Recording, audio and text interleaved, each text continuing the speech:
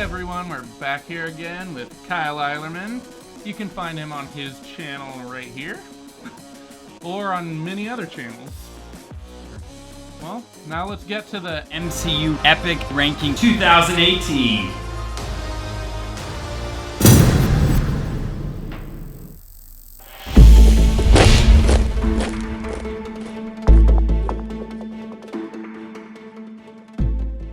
And at number 4, full of espionage and intrigue, we have Captain America: The Winter Soldier. In so many ways is the best movie. It just was like such a surprise for a Cap movie. Yeah, with the first one, it was in the World War II, so this was like the first solo Cap movie. Yeah, it was. That was in modern times. It was so great because they made it a spy thriller. It worked exactly as such. Yeah. It didn't even for a second not feel like a spy thriller. Mm-hmm. I'm not a Captain America huge fan initially. I got to be one as of this movie. Yeah. Because of that, I didn't know that Bucky Barnes turned out to be the Winter Soldier. Okay. So that you was were a surprised. huge surprise for me. I was like, okay. no, right off the bat, I'm like, that's the guy that fell off the train in the snow thing? Oh my god. I liked the team up with Black Widow for the first time. Yeah, they go well together. I love the introduction of the Falcon and the whole clever, funny jokes that he would make along the way. He's a great sidekick for Cap. So much good writing. Right off the bat,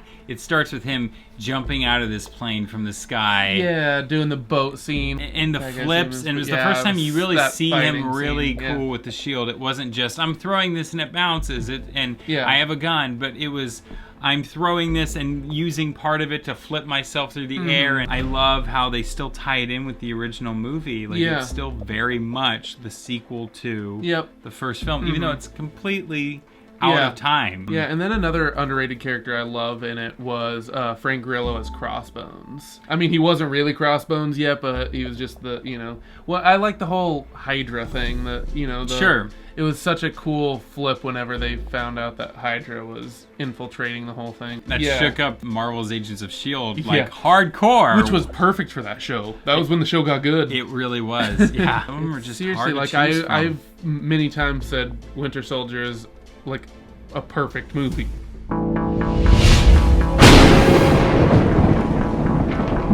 Hulk Smash, puny number 3, Thor Ragnarok. This movie is actually my favorite Marvel movie, which I cannot believe that a Thor movie would ever be my favorite. The most radically different movie. It was the first time ever that a Marvel movie was directly out of the comic books. I mean, granted... all the colors and everything. Yeah, the art style was like directly inspired by the comic books.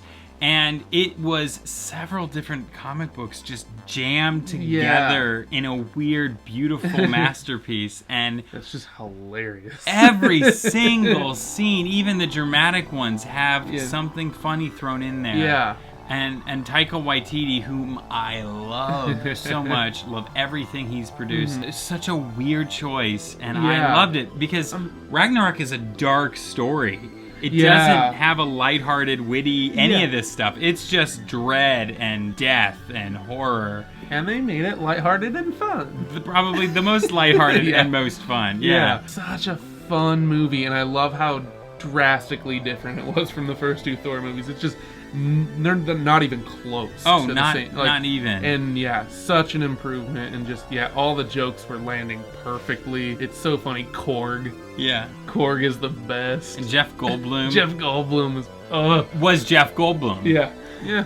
And I love his assistant. Everyone loves Jeff Goldblum. I love his assistant. I don't remember her name, but she is fantastic. Yeah. She's in every one of Taika's movies, and she's the best. Can I just say, this is who, in my opinion, so far, not maybe character-wise, but in terms of menacing villain thus far, Hela was the first ever Marvel villain who actually made me nervous and kind of like, dare I say, scared. She's so dark, and she's like the epitome of evil in every way. It was just like her confidence, and everything was twisted and dark, and it was just like, I'm going to do this. And then she just does, because that's the beauty of how how strong she is. She is kind of many characters that they threw together into one. Like the sword thing's coming out of herself. That's not a Hela thing, but it works so well for her because it's from a different Thor villain. Valkyrie, who is kind of a mixture of characters as well from the comic books. It's really a giant mashup is what that movie is. Planet Hulk. Yeah, you got the Hulk in the stuff heart in there. of it, and the music.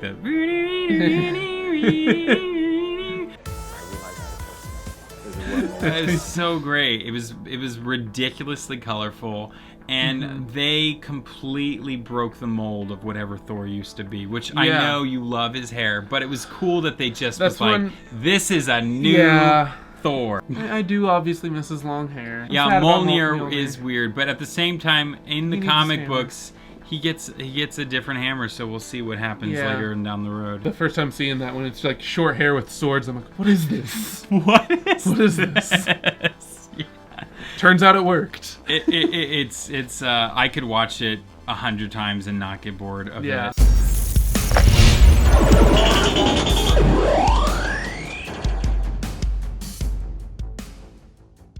Breaking out of the kiln at number 2, Guardians of the Galaxy. Yeah, this movie we originally had set to number 1 when we first did this list. And it's weird how our opinions change over time. Both of us swapped them. It really was that surprise hit that no one ever expected coming because it wasn't anywhere near as popular of a comic book as any of these other stories. It was like put at the end of the summer, which they did not do that again for the second one because they're like, oh, well, this is a big thing now. We're going to make sure we give it more primetime spot. It was so cool to see these ragtag group of random like talking criminals. Raccoon. Yeah, they were like they were all criminals to some degree. Yeah, but they weren't like evil people. They were just like, you know, people that rebellious, and it was so funny to see these very violent characters come together and like make kind of horrible jokes to each other, but like they got along great, and like they're constantly like either something's trying to eat them or they're just trying to be murdered for some random reason. And this is really the first time we really get like a full-on scene with Thanos. Before that, it was only those little teases. And it was like, you're showing us nothing. We get to see the Kree aliens. Yes. We introduce, of course, another Infinity Stone. Yeah, we got the Power Stone there. Yeah, the Power Stone. I am Groot. And Chris Pratt, who, like, before this was nothing, really. He was just Parks and Rec. Fat and kind of gross, and then suddenly he's like number 1 actor out there now. Fun soundtrack, just like the second one. It was great that they gave it to the director, James Gunn, and just let him do his thing. And it was great because James Gunn was about to give up on directing, and then this happened, and yeah, he was gonna totally quit after Super. He was like, I'm a failure. No, why would he think he's a failure? He's made great films. Slither's fantastic. It didn't do well. Yeah. Who cares if it does well? It's amazing. Even the specials is fantastic. But he changed everything once he made this movie. He decided to just have fun with it. And now he loves directing, and you know, you never know, he might take over for Kevin Feige someday. It's the first cosmic. Yeah, I mean, Thor, you get a little bit of it. Yeah, but mostly here is where you really get to explore the vastness of the universe. Yeah.